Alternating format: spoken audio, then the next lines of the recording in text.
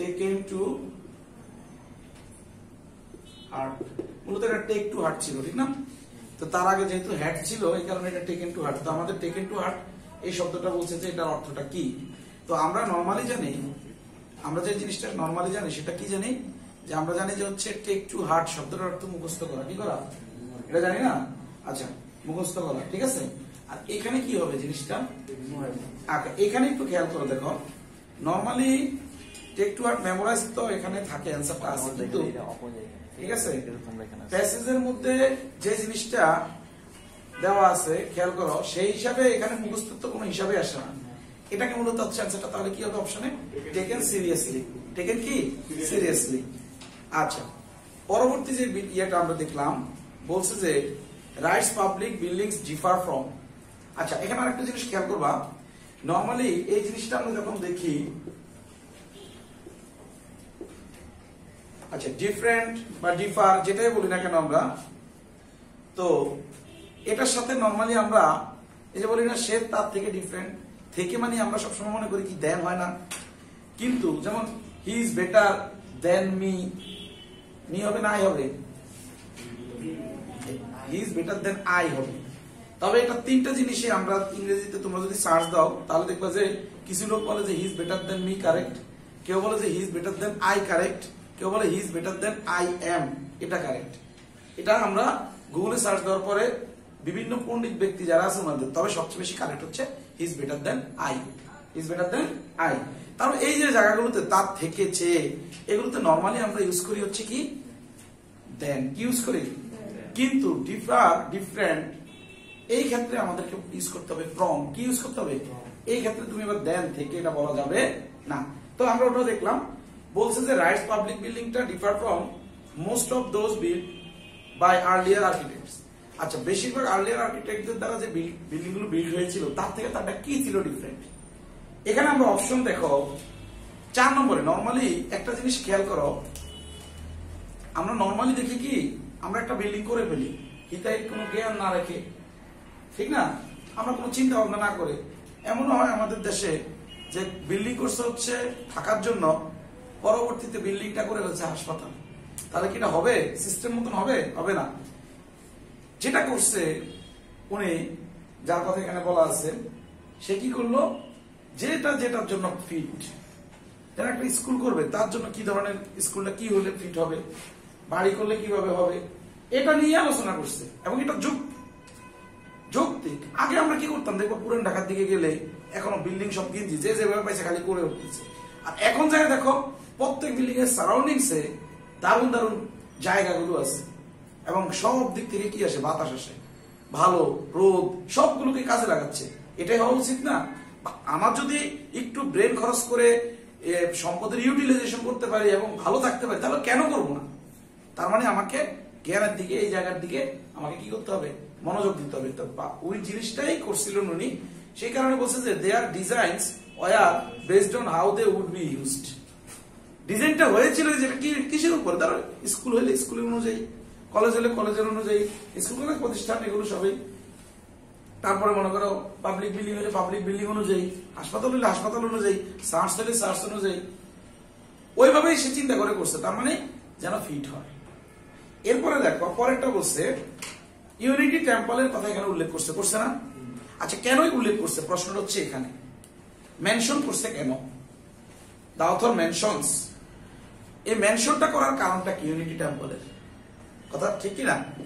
আচ্ছা, মেনশন করার কারণটা হচ্ছে, আমরা নরমালি দেখো আমরা সবাই কিন্তু অনুকরণ প্রিয়, এরকম না?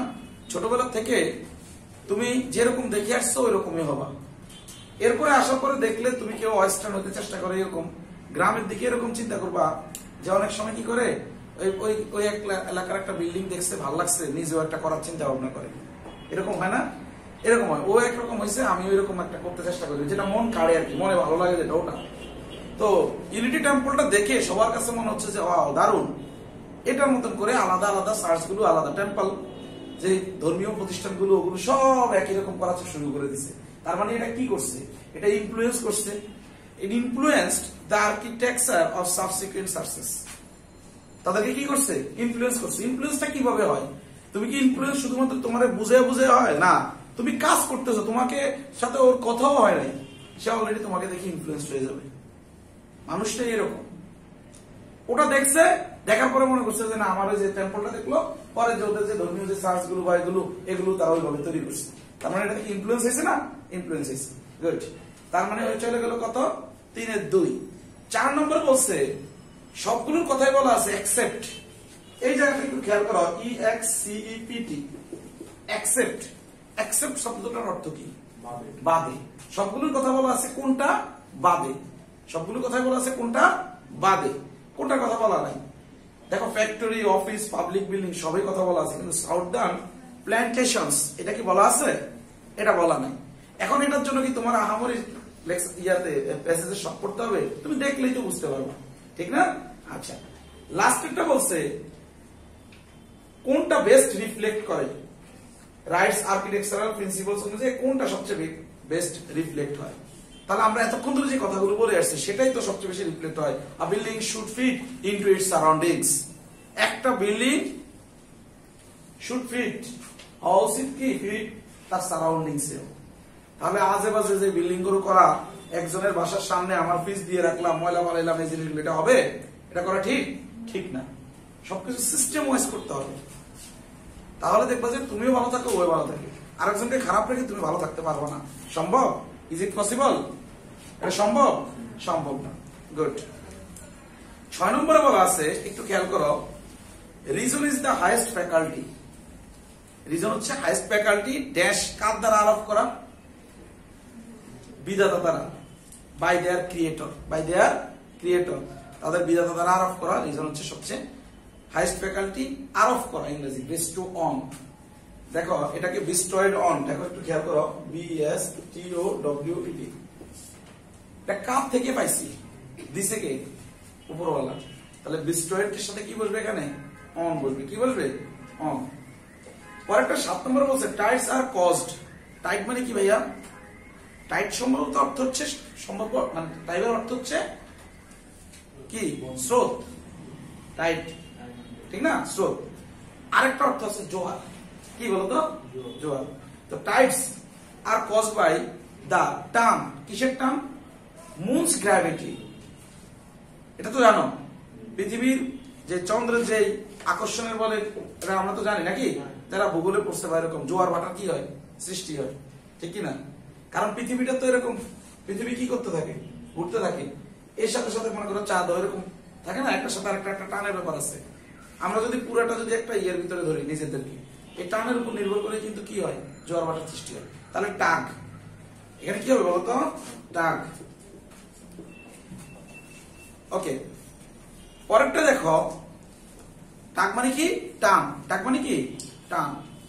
পরেরটা দেখো 8 নম্বর, he dash in at 8 o'clock last night। এই একটু খেয়াল করো, এখানে লাস্ট নাইট কথাটা উল্লেখ করা আছে।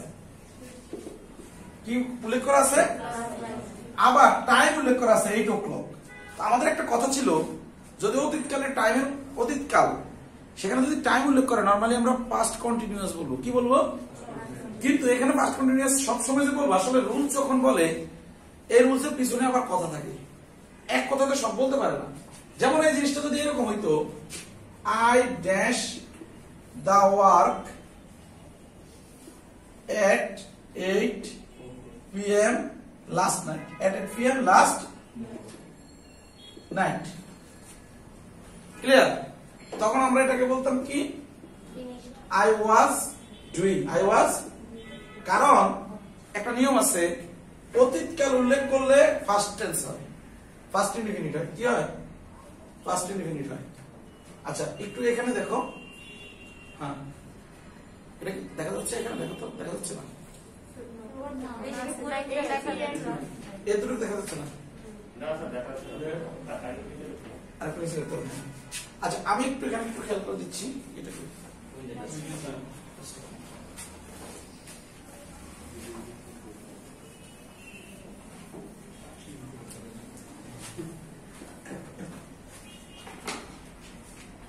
আচ্ছা ধরো এরকম, I dash the work at 8 p.m. Last night. দেখা যাচ্ছে এখন? আচ্ছা, তার মানে যখন টাইমটা বলে দেবো আলাদা হবে এবং লাস্ট নাইট থাকবে, লাস্ট নাইট থাকলে শুধু ফার্স্ট নাইটে বিল্ড হবে, তখন আমরা বলতাম আই ডিড, শুধু লাস্ট নাইট, এটা না। আর যখন এটাও আছে এটাও আছে, তার মানে অতীতের একটা সময়ের উল্লেখ করে দিছি, তার মানে এখানে আমরা বলবো কি I was doing, I was doing. তো সেই হিসাবে এখানেও তো same 8 o'clock last night he was coming, এরকম হওয়ার কথা ছিল না? আচ্ছা দেখো, কিছু কিছু ক্ষেত্রে কি এটা কি হয়, সে গতকাল রাত 8টা বাজে আসতেছিল, এরকম হইলো? এই ক্ষেত্রে যদিও 8 PM বলা আছে, উল্লেখ করা আছে, বা 8 o'clock উল্লেখ করা আছে, তারপরেও এটা যদি হি ওয়াজ কামিংও থাকে আবার হি কেমও থাকে, হি কেম টু হবে অ্যান্সার। কারণ গতকাল রাত 8টা বাজে সে এসেছিল, এটাতে তো তোমার কন্টিনিউয়াস করার দরকার নাই। গতকাল রাত 8টা বাজে সে খাইতেছিল, এটা কন্টিনিউয়াস যেমন করা যায়, সে গতকাল রাত 8টা বাজে এসেছিল, এটাকে কি কন্টিনিউয়াস করা যায়? বুঝছো ব্যাপারটা? একটু নিজের সেন্স কাজে লাগাইলে কিন্তু হয়। তোমরা কি বুঝতে পারছো? ওকে, এটা বুঝতেই পারতেছি। যেমন গতকাল রাত 8টা বাজে তুমি কি করতেছিলে? তুমি বলে যে গতকাল রাত 8টা বাজে আমি পড়তেছিলাম, তার মানে কন্টিনিউয়াস ছিল। গতকাল রাতে কি করেছিলে? পড়েছিলাম, শুধু গতকাল রাতে পড়েছিলাম, শেষ, ফার্স্ট ইন্ডিফিনিট ছিল। কিন্তু যদি গতকাল রাত কখন এসেছিলে? গতকাল রাত আমি 8টায় এসেছিলাম, এখানেও তো টাইম ওগুলো উল্লেখ করা আছে, ঠিক না? তার মানে কি সবসময় তুমি কি ওই যে এক নিয়ম খাটবে? নিয়মের পরে নিয়ম, নিয়মের পরে থাকেই। যত প্র্যাকটিস করবা তত তোমার ক্লিয়ার হবে। এই কারণে যারা শুধুমাত্র নিয়ম পড়ে শেষ করে দিচ্ছে, প্র্যাকটিস করতে হবে প্রচুর পরিমাণে। নিয়মে তো একটা দুইটা নিয়ে আসে, কারণ আমরা যখন কথা বলি অনেকগুলো জিনিসকে, বেশিরভাগ জিনিসগুলোকে একটা নিয়মে নিয়ে আসি, ব্যতিক্রম গুলো প্র্যাকটিসে দিয়ে দিই, এইভাবে আস্তে আস্তে আস্তে আস্তে হয়ে যায়। বুঝছো কোনটা? আচ্ছা, পরেরটা দেখো, 9 নম্বরের ক্লাসটা তোমরা গত ক্লাসে করছিলে, ঠিক না? আচ্ছা, তোমরা কি জানো পজিটিভ ভার্বের যে ব্যবহারটা শিখেছিল না? গত ক্লাস করছিল তোমরা? 7 নম্বর লেকচার করছিলা? সরি, 6 নম্বর লেকচার করছিলা? 6 নম্বর লেকচার যারা করো নাই তাদের জন্য সমস্যা। তোমরা একটু সিম্পল একটু মনে রাখো, পজিটিভ ভার্বের যে ব্যাপারটা, মেক, লেট, কয়টা? 2টা। তো এগুলোর পরে নরমালি অবজেক্টিভ প্রোনাউন বসে। কোন প্রোনাউন বসে? কারণ নরমালি এটা তো ভার্ব, পজিটিভ ভার্ব না? তো এটা মনে রাখবা, ভার্বের পরে কোন প্রোনাউন বসে? অবজেক্টিভ প্রোনাউন বসে। কিন্তু বি ভার্বের পরে সাবজেক্টিভ, এটা ব্যতিক্রম, বলে দিছি না? দেখো, রুলস কিন্তু বেশি থাকবে না, রুলস অল্প কিছুই থাকবে, ইম্পর্টেন্ট এগুলো বারবার বারবার বারবার ঘুরে ঘুরে আমরা এগুলোই বলবো। তোমরা কিন্তু আগে বুঝে নিবা যে আমাদের যে লেকচার শিট গুলো ইউনিটেড, এই লেকচার শিট গুলো পড়লে ইনশাআল্লাহ এনাফ। ক্লিয়ার? এনাফ মানে এনাফ। এই ক্ষেত্রে তোমাকে কি কাজ করতে হবে? তোমাকে যে কাজটা করতে হবে, তুমি এগুলো একটু ভালো করে পড়বা। যত মনে খুঁতখুঁতানি থাকবে যে আমার হবে কিনা, এগুলো পড়লে হবে কিনা, তুমি শেষ। কারণ প্রতি বছরই কমন পড়ে, প্রত্যেকের এই যে জিনিসগুলো লেকচার শিট থেকে আমরা ওইভাবেই তো তৈরি করা, একদম স্ট্যান্ডার্ড জিনিসগুলো, তোমরা এগুলো মনে রাখবা। তো এটা ইম্পর্টেন্ট। আমার গত ক্লাসে মেক এবং লেটের পরে যে জিনিসটা তোমরা বুঝতে পারো না হয়তো বা, বুঝছো? অনেকে বুঝতে পারো না?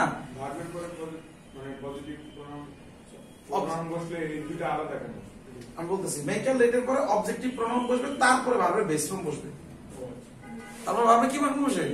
অনেক সময় অবজেক্টিভ প্রোনাউন না বসে সরাসরি বসাইয়া দেয়, সরাসরিও বসাইয়া দেয়। আমরা যেটা বলবো, যদি প্রোনাউন আসে তখন তুমি অবজেক্টিভ প্রোনাউন বসাবা, আর ভার্ব বসাইতে হলে বেস ফর্ম বসাতে হবে। ভার্ব বসাতে হলে কি ফর্ম বসাতে হবে? বেস ফর্ম বসাতে হবে। এই ক্ষেত্রে ডুয়ার রিসিভার বলে একটা কথা আছে, ডুয়ার আর রিসিভার বলে একটা কি আছে? কথা আছে। যেটাই থাকুক না কেন তুমি নিয়মটা বেস ফর্মে নিবা। এখন সাধারণত ডুয়ার গুলো অ্যাক্টিভ হয়, ব্যক্তি কেন্দ্রিক হয় সাধারণত, ব্যতিক্রম আছে। আর রিসিভার গুলো সাধারণত বস্তু হয়, সাধারণত, তবে ব্যতিক্রমও আছে। বুঝছো ব্যাপারটা? অনেক সময় বস্তুও অ্যাক্টিভ হইতে পারে, সে ডুয়ার হইতে পারে। অনেক সময় ব্যক্তিও প্যাসিভ হয়ে যেতে পারে, সে রিসিভার হইতে পারে। বুঝছো? এটা নিয়ে আমরা বিস্তারিত পরে আলোচনা করবো, সমস্যা নাই। তো তোমরা এতটুকু মনে রাখো, মেক এবং লেটের পরে ভার্বের বেস ফর্ম হয়। তেমনি হেল্পের পরে ওই প্রোনাউন বসালে অবজেক্টিভ প্রোনাউন, প্রোনাউন বসালে কোন প্রোনাউন? Objective pronoun. তারপরে বেস ফর্মও কারেক্ট, ইনফিনিটিভ যেটা 2 প্লাস বেস ফর্ম, ওটাও কি কারেক্ট। তবে বেশি স্মার্ট স্ট্যান্ডার্ড হচ্ছে শুধু বেস ফর্ম। যেমন he helped me to do the work, do the work দুইটাই কারেক্ট, তবে ডু দ্য ওয়ার্কটা বেশি কারেক্ট। এটা একটাই নিয়ম। তার মানে আমরা কি পেলাম? মেক এবং লেটের পরে বেস ফর্ম, হেল্পের পরেও বেস ফর্ম প্লাস ইনফিনিটিভ। ঠিক আছে? এবার তার প্রশ্নটা কোথায় থাকে? আমাদের আর কি আছে পজিটিভ নরমালি হ্যাভ এবং গেট পজিটিভ ভার্ব কি আছে হ্যাভ এবং গেট তো এই ক্ষেত্রে দেখো যেটা আগের ক্লাসের একটা আমরা একটু রিপিট করতেছি হ্যাভ এবং গেটের পরে হ্যাভ এবং কিসের পরে গেট তোমরা একটু দেখো যে এটা দেখা যাচ্ছে কিনা হ্যাঁ হ্যাভ এবং গেটের পরে একটু পরিবর্তন আছে যদি সাধারণত ডুয়ার হয় কি হয় ভাইয়া ডুয়ার মানে যে নিজেই কাজটা করে ডুয়ার তো বুঝো আচ্ছা আর রিসিভার মানে নিজে করে না এতটুকু বুঝলে হইল আপাতত যদি ডুয়ার হয় সেটা কি অবজেক্টিভ প্রোনাউন হোক নাউন হোক সমস্যা নাই কারণ যে জায়গায় অবজেক্টিভ প্রোনাউন বসাইতে পারি সেই জায়গায় নাউনও বসাইতে পারি যেমন হি মেড মি এটা যেমন বসানো যায় হি মেড জামাল কামাল বসানো যায় সহজ হিসাব বুঝছো সবাই তো একটু খেয়াল করে দেখো হ্যাভ এবং গেটের পরে যদি ডুয়ার বসে তারপরে কি হবে তখন হ্যাভ এর ক্ষেত্রে হবে শুধু বেস ফর্ম হ্যাভ এর ক্ষেত্রে কি হবে বেস ফর্ম আর গেটের ক্ষেত্রে হবে 2 plus base form 2 plus base form মনে রাখবা কি হবে গেটু দিয়া গেটু একটা গেটুর নাম শুনছি না আমরা তার মানে এটা যদি ব্যক্তি সাধারণত গেটুটা কি ব্যক্তি না যে গেটু পুত্র কমল আমরা শুনছি না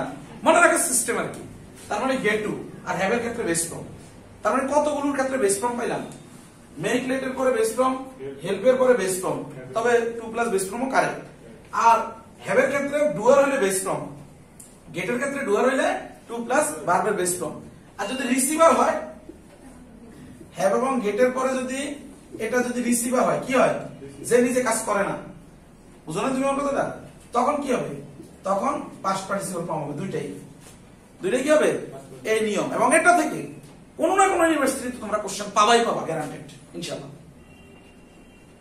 বুঝছো ব্যাপারটা একমাত্র কয়েকটা নিয়ম থেকে কি বললাম মেক লেটের পরে যাই থাকুক ডুয়ার থাকুক এবং সাধারণত রিসিভার থাকুক যাই থাকুক নিয়ম অনুযায়ী যেটা আমরা করে দেই কি করি আমরা বেস ফর্ম করে দেই ডুয়ার আর রিসিভার নিয়ে একটা উদাহরণ দিচ্ছি এই যে এখন দিচ্ছি যেমন আমি তোমাদেরকে বলি ডুয়ার আর রিসিভার নিয়ে তুমি উদাহরণ বলছো না এই যে দেখো I had Mister X dash the work তার মানে মিস্টার এক্স তো নিজেই কাজ করতে পারে সে কি ডুয়ার এটার মানে কি আই হ্যাড মিস্টার এক্স আমি মিস্টার এক্স কে দিয়ে কাজটা করিয়েছি প্রতীতকাল কিন্তু ফার্স্ট ইনডিফিনিট কিন্তু তার মানে I had Mister X do the work কি দা ওয়ার্ক আর যদি এটাকে রিসিভার করে দিতাম তখন হতো I had the work dash তখন এই অনুযায়ী এটা হইতো তখন হতো কি ডান তখন হতো কি done I had Mister X done sorry I had the work done তার মানে আমি কাজটা করিয়েছি আমি কাজটা নিজে করি নাই কাউকে দিয়ে করাইছি আর রিসিভারের ক্ষেত্রে যখন হইছে এটা আর ডুয়ারে হইছে কি কাকে দিয়ে করাইছি মিস্টার এক্স কে দিয়ে করাইছি কাকে দিয়ে করানো হয়েছে মিস্টার এক্স কে দিয়ে করানো হয়েছে এবার বুঝছো ব্যাপারটা এবার নিয়মটা দেখো Ifat got her room got her এই যে নিয়ম দেখো গট এখন গেট বলছি আমি তাই বলে কি গট হতে পারে না যে কোনো হতে পারে পাস্ট টেন্স এরকম তার মানে গটের পরে দা রুম কি রিসিভার না ডুয়ার মনে হয় তোমাদের একে নিজে করতে পারে পরিষ্কার নিজেকে তার মানে পরে কি হবে ফার্স্ট পার্টিসিপল ফর্ম দেখছো রিপেয়ার কি হবে রিপেয়ার তার মানে গত ক্লাসে তোমরা কি ক্লিয়ার হও নাই না এখন ক্লিয়ার হইছো না গুড তার মানে গত ক্লাস তো আমি নেই আচ্ছা পরেরটা দেখো পরেরটা বলছে লেটস পিপল লেট পাইছো সবাই লেটস পিপল পাইছো তোমরা ভাইয়া আপু তোমরা পাইছো পরেরটা 10 নম্বর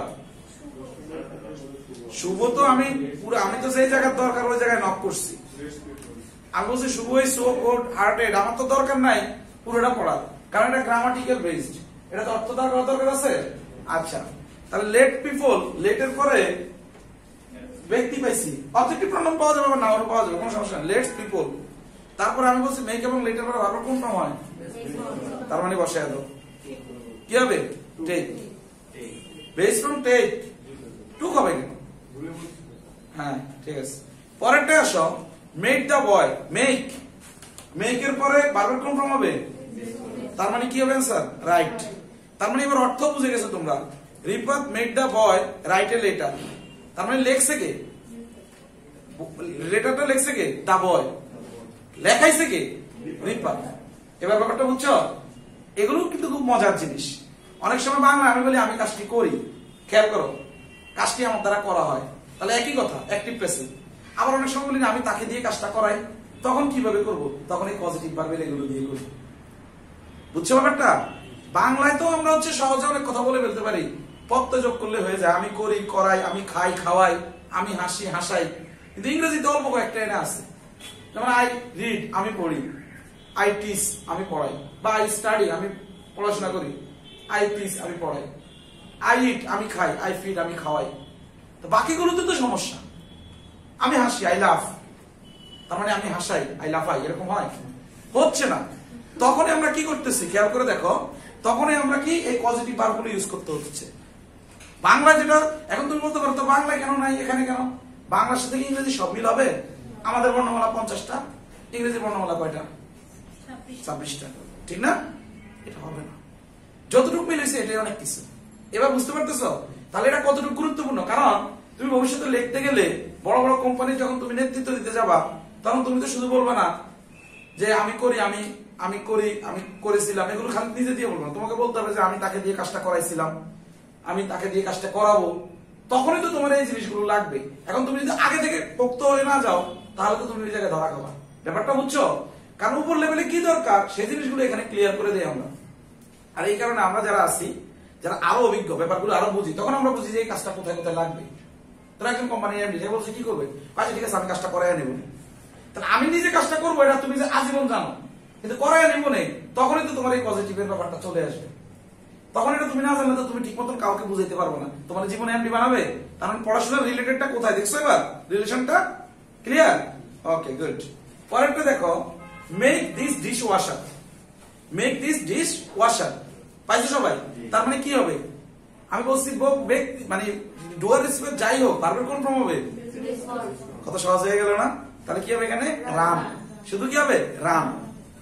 পরেরটা দেখো, বিফোর। এই যে একটু খেয়াল করো,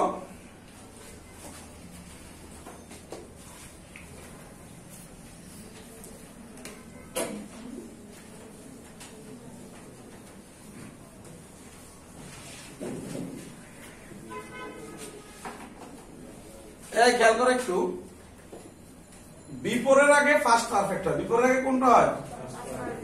একটা নিয়ম আছে না? আর বিফোরের পরে এটা একটা নিয়ম আছে। তবে আজকে থেকে আরো একটা জিনিস জানো, বিফোরের আগে কিন্তু প্রেজেন্ট পারফেক্ট হয়। কোন পারফেক্ট হয়? বাকি অংশ হয় ফিউচার ইনডিফিনিট। ফিউচার, ওখানে আবার প্রেজেন্ট ইনডিফিনিট না। বুঝছো ব্যাপারটা? আবার বিফোরের আগে ফিউচার পারফেক্ট হয়। কোন পারফেক্ট হয়? বাকি অংশ কি হয়? বাকি অংশ হয় প্রেজেন্ট ইনডিফিনিট। Present indefinite. এটা কিন্তু খুব টাটকা একটা রুলস। আমরা কতটুকু জানতাম আগে? আমরা জানতাম যে বিফোরের আগে পাস্ট পারফেক্ট, বিফোরের পরে পাস্ট ইনডিফিনিট, এতটুকু জানতাম। এটার সাথে আরো রিলেট করে দিলাম কি, বিফোরের আগে ফিউচার পারফেক্ট, পরে প্রেজেন্ট ইনডিফিনিট, প্রেজেন্ট পারফেক্ট হলে ফিউচার ইনডিফিনিট। মনে থাকবে না? থাকবে না? এখন তুমি যদি একদম পুরো এটারে আসছো, পড়তেছো কত, তাহলে হবে না। তোমার একদম সিরিয়াস থাকতে হবে যে যেগুলো বলছে তার মানে এগুলো খুবই গুরুত্বপূর্ণ। আমি কোশ্চেন সলভ করতেছি, তার মানে কি শুধু কোশ্চেন সলভ করতেছি? কতগুলো রুলস কি করতেছি? সলভ করে দিচ্ছি। ব্যাপারটা বুঝছো? এর মানে তোমার একদম আগের লেকচার ক্লিয়ার হয়ে যাচ্ছে। এরপর আমাদের সলভ ক্লাস আছে, আর যারা বেসিকে আসো অন্যান্য গুলোতে রিটেনের ক্লাস হবে। তার মানে কতটুকু ক্লিয়ার হবে ইনশাআল্লাহ, বুঝতে পারতেছো? ওকে, তার মানে এটা কোনটা হবে তাহলে? এই নিয়মটা কোনটা হবে? বিফোরের আগে ফার্স্ট, আচ্ছা বিফোরের পরে ফার্স্ট ইনডিফিনিট দেওয়া আছে। বিফোরের পরে কোন ইনডিফিনিট দেওয়া আছে? First indefinite, sorry present indefinite দেওয়া আছে, সরি না, এটা ফার্স্ট ইনডিফিনিট দেওয়া আছে। কোন ইনডিফিনিট দেওয়া আছে? তার মানে আগে ফার্স্ট পারফেক্ট হবে নাকি? তাহলে কোনটা হবে ভাইয়া? Had started. Good, very good. আচ্ছা, এরপরে যে রুলসটা দেখো, আগের লেকচারের রুলস পড়াইছে, এখন আমি পড়াচ্ছি, কিন্তু এটা আবার সলভ করে দিচ্ছি। তার মানে তোমার আগের লেকচারটাও ক্লিয়ার হচ্ছে। একসাথে দুইটা লেকচার ক্লিয়ার করি। ওকে, এবার আছে as soon as। কি বলতো? as soon as মানে কি? একেবারে, মানে খুব শীঘ্রই বলতেছে আমরা, যেটা বুঝাই আর কি, শীঘ্রই, শীঘ্রইটা এরকম। তার মানে as soon as এর এটা খেয়াল করবা, as soon as এর আগে যদি ফার্স্ট টেন্স থাকে, ইনডিফিনিটে থাকুক, পরেও কি হবে? First indefinite. ধরো এখন আমি যদি বলি যে যেটা বলছে I opened the door as soon as I heard the bell। এই তোমাদের কি সমস্যা হচ্ছে? বুঝো নাই এরকম কোনো কিছু আছে? আওয়াজ দিতে হবে তো, বুঝো নাই? কারণ এত সিম্পল ভাবে বলে দিচ্ছি, একদম সহজ ভাবে। এরপরে তোমরা পাবো না, তোমরা অনেকেই ক্লাস করছো, ইংলিশ ক্লাস করছো ভাই জিনিসগুলো, কারণ টোটালটাই হলো বিজনেস মাইন্ডেড সবাই। বুঝো না তুমি আমার কথাটা? টোটালটাই বিজনেস মাইন্ডেড। যেমন কালকে আমার চাঁদপুরে কয়েকজনকে নিলাম অন্য কোচিং এর, ঠিক আছে, ইয়ে করার জন্য, পুরোটাই বিজনেস মাইন্ডেড। প্রত্যেকটা কদম পালা হলো বিজনেস চিন্তা করি, বুঝো না? এগুলো তো আমরা না, আমাদের কথা হচ্ছে যে আমরা এক্স্যাক্টলি জিনিসগুলো আস্তে আস্তে আস্তে আস্তে করে দিচ্ছি। আমাদের স্টুডেন্টের অত গ্যাদারিং নাই, সর্বোচ্চ চেষ্টা করবো যেন আমাদের সর্বোচ্চ চান্স পেতে পারে, এবং এই কারণে জিনিসগুলো বুঝিয়ে দিচ্ছি। ওকে, তো পরেরটা দেখো, আমি দরজাটা খুলছি যখনই শুনছি, তার মানে শীঘ্রটা এত শীঘ্র, দুইটাতে কোনো টেন্স আলাদা করার কোনো দরকার নেই। তাহলে তোমার কোন টেন্স হচ্ছে? ফার্স্ট ইনডিফিনিট হচ্ছে। তবে প্রেজেন্ট থাকলে আবার ফিউচার, প্রেজেন্ট থাকলে কি হইব? ফিউচার। সেটার ব্যাপারটা আমরা পরে দেখা দেব। পরেটা দেখো, উই হ্যাভ টু হেল্প। হেল্পের পরে যাই আসুক না কেন, খেয়াল করো, আমরা যদি এখানে দেখাইছিলাম না, হেল্পের পরে কি হয়? হেল্পের পরে ডুয়ার বা রিসিভার যাই আসুক কি হয়? ভার্বের বেস ফর্ম হয়। আর কি কিছু হয়? To plus base form, to plus base form অথবা বেস ফর্ম। তার মানে এখানে কোনটা আছে? না, টু পাউন্ড হয়। টু পাউন্ড কি বেস ফর্ম? পাউন্ড হচ্ছে বেস ফর্ম, পাউন্ড তো ফার্স্ট ফর্ম। তার মানে এটা ভুল করছে, টু এর পরে কি পাউন্ড হতে পারে? এই যে দেখো, টু পাউন্ড, এটা ভুল, কারণ টু এর পরে তো ফাইন্ড হবে। টু এর পরে হয় ভার্বের বেস ফর্ম হয়, কিছু কিছু ক্ষেত্রে হয় আইএনজি হয়। এছাড়া তুমি ফার্স্ট ফর্ম অন্যগুলো কোনো অবস্থায় করা যাবে না, এটা নিয়ম। তার মানে আমাদের এটা হচ্ছে কি বলতো? গুড, এটা হবে শুধু ফাইন্ড হবে। কি হবে? ফাইন্ড। কত নম্বর অ্যান্সার? 15 1। 16 নম্বরে দেখো, দা হাউস নিডস। নিডের ব্যবহার আছে দুইটা। নিডের ব্যবহার কয়টা? দুইটা। যদি তার আগে সাধারণত ইনঅ্যাক্টিভ জিনিস থাকে, যেমন হাউস কি নিজে নিজে কাজ করবে, পেইন্ট করবে, করা হবে, এই ক্ষেত্রে নিডের ব্যবহার দুইটা। সাধারণত নিডের আগে যদি ইনঅ্যাক্টিভ জিনিস থাকে, এই ক্ষেত্রে নিডের ব্যবহার কয়টা? কারণ নিড এমন একটা জিনিস, নিডের ইনঅ্যাক্টিভের ক্ষেত্রেও কাজ করে, প্যাসিভের ভার্ব হিসেবে দুইভাবে। নিডের পর পর ভার্ব এসে আইএনজি অথবা টু বি প্লাস ভার্বের past participle form, to be plus ভার্বের পাস্ট পার্টিসিপল ফর্ম। আবার নিডের ক্ষেত্রে আরেকটা কাজ করে, সেটা হলো নিড অক্সিলারি ভার্ব হিসেবে কাজ করে, আবার নিড মেইন ভার্ব হিসেবে কাজ করে। বুঝছো ব্যাপারটা? তাহলে নিড যদি অক্সিলারি ভার্ব হিসেবে কাজ করে, যেমন মানে গত বছর আসছিল, হ্যাঁ গত বছর আসছিল, এটা অক্সিলারি ভার্ব হিসেবে কাজ করলে তখন ভার্বের বেস ফর্ম হবে। ভার্বের কোন ফর্ম হবে? যখন ইনঅ্যাক্টিভ জিনিসের ভার্ব হিসেবে কাজ করে, তখন ওই যে নিডের ব্যবহার দুইটা থাকবে। নিডের পর পর আইএনজি হবে। এই খেয়াল করো, কিন্তু আমি কয়টা কথা বলছি, খালি ক্লাসে আসলে শুনলে এরকম করে গেলে আগের মতন চিন্তা করা যাবে না। আগের ক্লাসগুলোতে আসছো, স্যারে কি কইছে না কইছে কিছুই বুঝো নাই, গেছো কোনো মতে ক্লাস শেষ হয়েছে। কিন্তু যখন এগুলো বোঝা শুরু করছো, তার মানে একদম এ টু জেড ক্লিয়ার মনে রাখার চেষ্টা করবা। কারণ আমার ক্লাসে একমাত্র আলহামদুলিল্লাহ 100% স্টুডেন্ট ক্লাস বুঝে, এটা আমি বলতে বাধ্য। কারণ জিনিসটা হচ্ছে সবাই বুঝতে বাধ্য, আর না বুঝলে আমি বারবার বলি। সুতরাং তোমার মনোযোগটা দিলেই তুমি বুঝে যাবে। তাহলে নিডের ব্যাপারটা বললাম, নিডের পরে ভার্ব আসলে আইএনজি হবে কখন? যদি সাবজেক্টটা ইনঅ্যাক্টিভ থাকে। সাবজেক্টটা কি থাকে? ইনঅ্যাক্টিভ থাকে। এখন সাবজেক্টটা ইনঅ্যাক্টিভ কেমনে বুঝবো? যে অর্থ বার করতে গেলে তুমি বুঝতে পারবা। অনেক সময় ব্যক্তিও ইনঅ্যাক্টিভ হতে পারে, বুঝছো তুমি আমার কথাটা? অনেক সময় ব্যক্তিও কি হতে পারে? ইনঅ্যাক্টিভ হতে পারে। সবসময় যে ব্যক্তি অ্যাক্টিভ হবে তা কিন্তু না, অনেক সময় বস্তু অ্যাক্টিভ হতে পারে। এটা আমাদের খেয়াল করবো। আমরা কিন্তু আগে মনে করি বস্তু মানে ইনঅ্যাক্টিভ, প্যাসিভ, আর ব্যক্তি মানে হচ্ছে অ্যাক্টিভ। এটা মনে করি না? কেমন করা যাবে না? যাবে যাবে না। এবার তাহলে খেয়াল করো, হাউস নিডস, তাহলে এটার পরে দুইটা ব্যবহার হয়। একটা হচ্ছে নিডস এর পর পর ভার্বের সাথে কি হয়ে যাবে? আইএনজি। তাহলে নিডস পেইন্টিং, এটা কারেক্ট ছিল। আবার নিডস আরেকটা জিনিস হয়, to be painted, to be painted. তার মানে 16 নম্বরের 2 নম্বর কারেক্ট। কত কারেক্ট? 2। 17 নম্বরে বলছে মেইডেন স্পিচ। কি বলছে বলো তো? Maiden speech. এটা তো আমরা জানি, বিশেষ করে আমি যে বছর ভর্তি পরীক্ষা দিছিলাম, ঠিক আছে, ওই বছর এটা আসছে, বুঝছো? পরেরটা আসো, ফিশ আউট অফ ওয়াটার। এই খেয়াল করো, fish out of water. Fish out of water একটা পানির এই 18 নম্বর দেখো, 17 নম্বরের 4 ফার্স্ট স্পিচ, এটা তো বুঝাই যাচ্ছে। মেডেন স্পিচ মানে প্রথম বক্তৃতা, ঠিক না? তারপরে দেখো 18 নম্বরে ফিশ আউট অফ ওয়াটার, যেই মাছটা পানির বাইরে থাকে ওটা কি খুব অবস্থা খুব দারুণ না করুন? তার মানে কি কমফোর্টেবল সিচুয়েশন না আনকমফোর্টেবল সিচুয়েশন? Uncomfortable situation. বুঝা যাচ্ছে না? এই যে ফ্রেজেস ইডিয়ামস গুলো বা এগুলো সিস্টেম কৌশলে মনে রাখতে হবে। আমরা খালি কি করি, গদবাদা সব মুখস্থ করতে চেষ্টা করি। কেন? এটা কোন কারণে আসছে? অনেক সময় গ্রিক উপন্যাস থেকে আসছে, অনেক সময় বিভিন্ন জায়গা থেকে আসছে। ওটা হিস্ট্রি জানলে তুমি একদম ইজিলি করতে পারবা। যেমন আমাদের অ্যাকিলিস হিল একটা ছিল না? অ্যাকিলিস হিল কোথাও মারা গেছিল, মারতে পারছিল, কিন্তু তার গোড়ালিতে যখন তীর বিদ্ধ করছে তখন সে কি হয়ে গেছে? শেষ।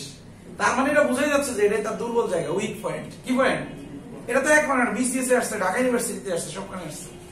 সিস্টেমে পড়বা তোমরা। আর যদি তোমরা যদি মনে করো খালি মুখস্থ করো, তাহলে কতটুকু মুখস্থ করবো ভাইয়া? এই বয়সে দেখা যাচ্ছে একটু ভালো লাগছে, পরবর্তীতে ভালো লাগবে? ভালো লাগবে না। আর ভোকাবুলারির জন্য আমাদের লেকচার শিটে যে এমসিকিউ গুলো ছোট্ট একটা ভোকাবুলারি দিছি না, এনাফ। আর প্রিভিয়াস ইয়ারের কোশ্চেন গুলো পড়বা, ইনশাআল্লাহ এনাফ। বুঝছো ব্যাপারটা? কারণ এখানে তুমি যদি মনে করো ভোকাবুলারি এখান থেকে কই থেকে দিছেন, আরে ভাই এগুলো অনেক দারুণ ভাবেই দেওয়া হয়েছে, ঠিক আছে? ওকে, আচ্ছা। তারপরে এটা হচ্ছে কল ইন কোশ্চেন। কি বলছি বলো তো? আচ্ছা, কল ইন কোশ্চেন এর মানে কি? আচ্ছা, এটা যদি মনে রাখি আমরা এইভাবে যে কল ইন ডাকা না, কোশ্চেন ধরো এটাকে এইভাবে মনে রাখলাম যে কোশ্চেন ডাকা হচ্ছে, বারবার খালি কোশ্চেন আসতেছে। যে কোনো জিনিস বারবার কোশ্চেন আসে কখন? যখন সে ডাউট থাকে। যখন সে কি থাকে? ডাউট থাকে। তার মানে অ্যান্সার হবে ডাউট। সিস্টেমে পড়তে হবে, বুঝছো ব্যাপারটা? আমরা তো এখানে ধরাইয়া দিচ্ছি, তোমরা এই সিস্টেমে এই জিনিসগুলো পড়লে হবে। পরেরটা দেখো, নট অ্যাসেন্ট। কি বলছি বলো তো? Not accent. অ্যাসেন্ট মানে কি? সম্মতি। আর নট মানে কি বলো? মাথা ঝাঁকানোকে বোঝায় নট। তার মানে সম্মতির লক্ষণ কি? মাথা ঝাঁকানো। বুঝো না তুমি আমার কথাটা? ছেলে মেয়ে দেখতে যায় না যে তুমি রাজি আছো কিনা, একই কবি রাজি এরকম কি বলে? আছে কিছু এরকম, খুব বেশি এরকম। এটা মানি হলে বুঝে না, বুঝো না? চোখ মুখ দেখলেই হয়ে যাবো। বুঝছো তুমি আমার কথাটা? যেমন কিছু তো বিরক্তি চলে আসে যে আমার এই জিনিসটা কইলো কেন, তখন এটা হলো এক ধরনের। আবার ঠিক আছে, এটা ঠিক আছে, চোখ মুখ দেখলেই তুমি বুঝতে পারবে যে কি জিনিস না কি জিনিস। আর এটা করতে করতে কিভাবে পড়াশোনা এভাবে অভিজ্ঞতা অর্জন করতে করতে তুমি বুঝতে পারবা।